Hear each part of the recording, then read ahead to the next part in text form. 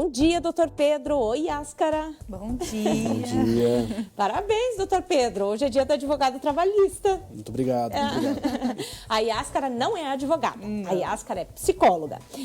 A gente viu nos últimos dias chamar bastante atenção a notícia sobre o afastamento temporário da Simária, da dupla Simone e Simária, bastante conhecida no Brasil todo, fora daqui. Fãs bastante comovidos também com o primeiro show da Simone, aos prantos lá em cima, difícil segurar, né? Conter os sentimentos à flor da pele ali. Ontem a gente viu que ela deu entrevista para a TV dizendo que a Simária, né?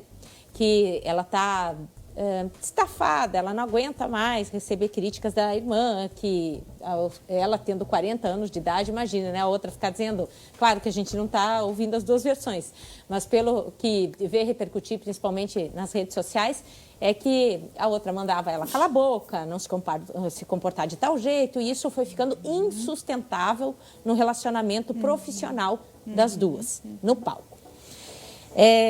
O que mais pode fazer o profissional pedir arrego e dizer, olha, que é para mundo que eu quero descer? Quais problemas emocionais podem nos abalar no âmbito profissional?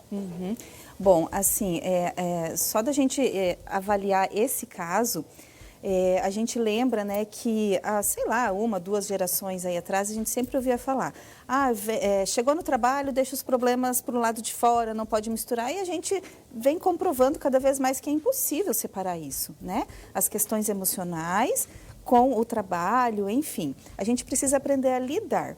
Então, esse foi um exemplo aí de relacionamento entre pares, digamos assim, né? Porque não dá para a gente falar que tem hierarquia aí, né? Ao nosso ver, o que a gente conhece. Mas, assim, outras questões pessoais também, com certeza, vão estar envolvidas, né? Como a gente esteve conversando, a questão aí de perda de familiares, perda de pessoas conhecidas, com toda essa onda que a gente passou do Covid, questões com amizade, de relacionamento, então fica bem difícil e com certeza impacta na nossa produtividade, no nosso dia a dia. Quando a pessoa se divorcia, quando a mãe vai na segunda-feira para o trabalho, por exemplo, hoje, e teve muita discussão com o filho que usa drogas no final de semana. Imagina como fica a cabeça da pessoa se ela, né, vai dar conta de se concentrar em algo. Por vezes a gente não faz ideia o que as pessoas estão passando em casa, né? O próprio colega de trabalho às vezes não faz ideia o que o seu colega ali do lado, né, do dia a dia, passa em casa, né? Doutor Pedro, se o sujeito ali estiver muito fora de si, muito transtornado, o superior pode dispensá-lo, afastá-lo do trabalho, tomar essa iniciativa mesmo que não tenha partido dele?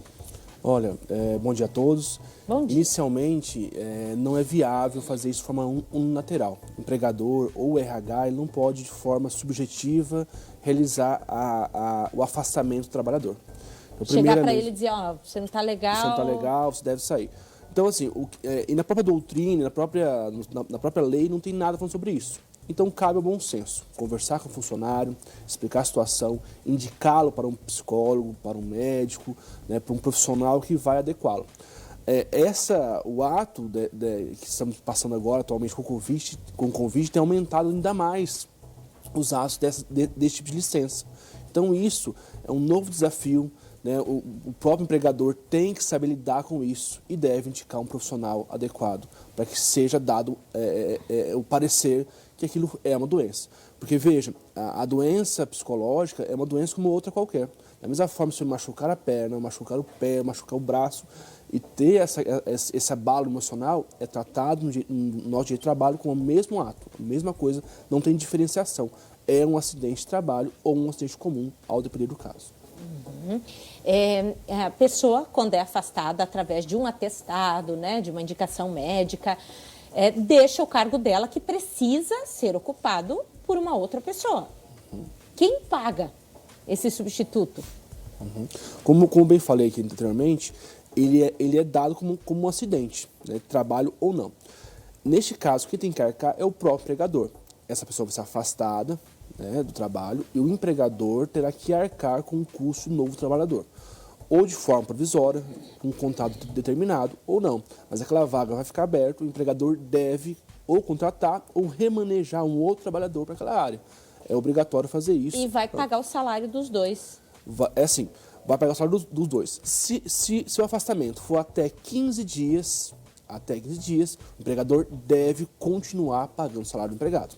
Se o afastamento for superior a 15 dias, ele vai ter, nesse caso, ele terá um afastamento do trabalho e aí a própria Previdência poderá arcar com esses custos.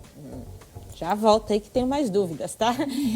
Yáscara, como não deixar chegar a esse ponto? Quando a pessoa, por exemplo, está se sentindo explorada em relação à carga horária de trabalho ou de excesso de responsabilidades, ou quando ela está assumindo um papel que ela não tem habilidades para desenvolver, como resolver isso pacificamente antes de chegar no limite? Na verdade, assim, até o doutor estava falando aqui da substituição e tal. Se a gente acaba não substituindo, pode causar um estresse, uma estafa no colega que fica assumindo, né, funções aí que não eram dele. Mas, enfim, o nosso corpo tem um limite aí para tolerar um estresse diário. É uma reação natural do nosso corpo. Então, a gente tem. O que cabe a mim é conhecer esse limiar, né? Até onde eu vou, qual é a minha tolerância ao estresse. Outra questão importante, e que lá atrás, quando eu vivenciei a minha questão profissional em outras empresas, é assim, o que a gente percebe é a dificuldade de comunicação, tanto do empregador para com o empregado e vice-versa. A gente precisa de transparência, né? Você acha que no caso da Simone e Simária, que são sócias, né, de um mega empreendimento milionário, diálogo teria resolvido? Poderia ter ajudado, não sei se faltou, mas poderia ter ajudado. E aí, quando entra a questão familiar, pode potencializar, né? Você acha que pior pode... até do que pode ser pior, com certeza. Porque daí você se sente mais à vontade, né? E acaba falando, por exemplo, coisas que ela mesmo declarou, né? Que ouvia da irmã. Então, isso pode potencializar, sim, o estresse nessa questão aí profissional. Então, eu vejo que, entre outras coisas... importantes, a questão da comunicação. Eu ter a liberdade, a abertura para chegar para o meu empregador e falar, olha, eu estou estafado, ou está sendo delegado muita função para mim, o que dá para a gente fazer? Então, ter essa maturidade, né, bilateral aí. Isso, acredito que faça muita diferença, sim. E conhecer o meu limite. Então, de novo, né, sempre o autoconhecimento. Eu preciso saber até onde eu posso ir. Né? Se, por exemplo, a pessoa começa a precisar desse afastamento com muita regularidade, doutor Pedro. Tipo, uma depressão que torna-se crônica, uma tristeza absurda ou surtos de irritação, né, de impulso. Aí a pessoa pega um atestado, fica uns 10 dias fora, depois ela volta, trabalha mais 20 dias, aí ela já diz, não, né, não consigo mais ficar aqui, fica mais 5 dias fora, 10, 15, enfim. O empregador pode demitir essa pessoa num retorno dela ou não? Ela tem garantia de estabilidade por ela estar com algum distúrbio emocional. Perfeito. Vamos lá. Inicialmente, tem que ser comprovado um nexo causal. O que é esse nexo causal?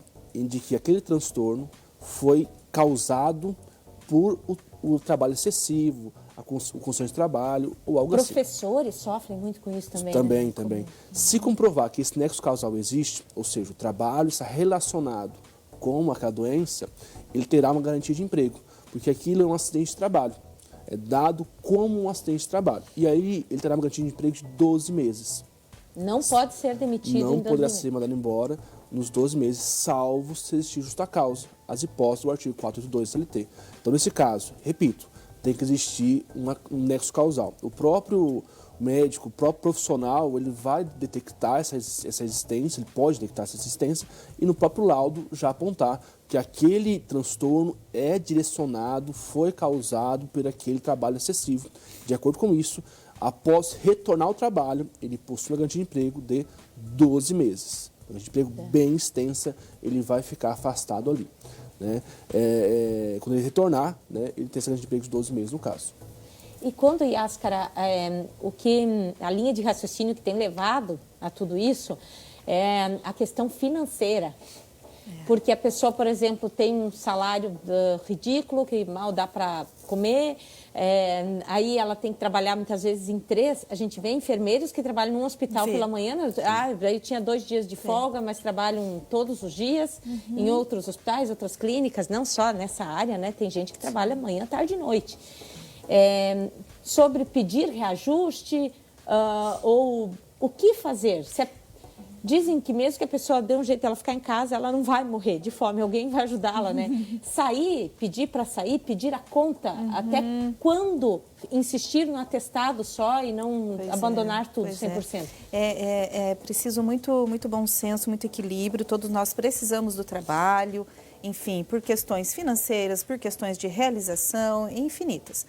Mas assim, uma das soluções que eu vejo é fazer um planejamento, né? Colocar na ponta do lápis, por quanto tempo eu vou precisar me dedicar tanto tempo assim ao trabalho ou a tantos empregos, né? Cada um tem sua realidade, mas coloca médio, longo prazo, porque assim você já coloca na sua cabeça que isso vai ser temporário, então isso já estabiliza a tua ansiedade, né?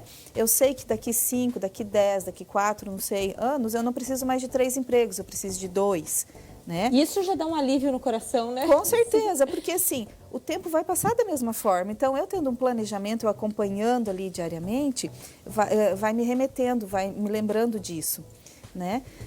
Então, eu vejo que isso é uma das formas. Até porque, assim, se a gente volta lá no estresse, ele tem vários níveis. Então, às vezes, eu estou preparada para enfrentar um estresse que nem vai acontecer, de tanta repetição que ele tem na minha vida. Diário, o meu corpo já está sempre em estado de alerta. Então, isso me adoece também. Então, se eu tenho um planejamento, já me acalma, né? Então, como a gente lida com várias realidades financeiras, principalmente, talvez o planejamento seja uma solução. E os incomodados também que se retirem. Então, se a pessoa não vê perspectiva alguma de subir de cargo lá dentro, de ter uma promoção... Eu vejo assim que é sempre o bom senso de ambas as partes, né? Acho que a gente tendencia a olhar muito para o que o empregador pode fazer, mas o empregado também precisa ter sua parcela de colaboração, de compreensão. Por vezes o excesso do trabalho naquela semaninha, naqueles 15 dias lá do Natal, por exemplo, no comércio, é temporário. Então, essa parcela aí de contribuição, de compreensão, porque todos precisamos uns dos outros ali, né? Empregador e empregado. Então, maturidade também, né? A humilhação, quando afeta o ego do outro mesmo, né? E a questão de dignidade mesmo, são muito fortes. Então, se a pessoa, por exemplo, se sentir massacrada no ambiente de trabalho dela, ela pode entrar com uma ação contra o empregador, com atestados mostrando, olha, isso aqui causou isso. Em quais circunstâncias, com quais provas, com quais argumentos? Então, vamos lá. Então, assim, inicialmente ele pode sim, pedir essa rescisão contratual. Chama-se uma ação de rescisão indireta, em que o trabalhador, baseado no artigo 483, ele vai pedir a sua rescisão contratual. Inicialmente, ele pede isso através do Poder Judiciário. Vai ter um processo, vai ter um trâmite processual, a audiência. E ele continua na empresa? Ele pode continuar ou se afastar. Tá. Essas duas possibilidades ele tem. Então, ele vai entrar com uma ação e vai ou se afastar, vai continuar.